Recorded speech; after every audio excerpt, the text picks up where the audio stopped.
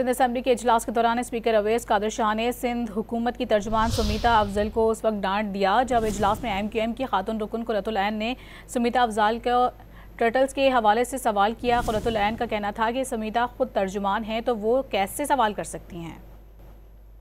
Call attention notice number 30 of 2025 given notice by Qurratul Ain Khan साहिबा।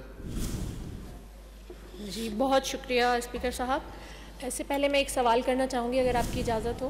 Sir ये जो सुमीता साहिबा हैं तो ये मेरे जहाँ तक मेरी नॉलेज में है कि वो स्पोक्स पर्सन है, एडवाइज़र भी हैं, तो क्या ये तो खुद जवाबदेह हैं कि ये किस रूल के तहत क्वेश्चन कर सकती हैं। मैं इसका जवाब चाहूँगी कि अगर इसका जवाब मिल जाए।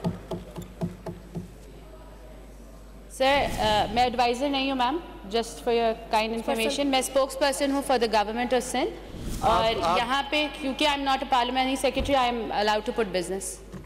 आप बैठ जाएं। आप क्यों खड़ी हुई इस पे विदाउट परमिशन? नहीं माइक, आप बैठ जाएं, बैठ जाएं।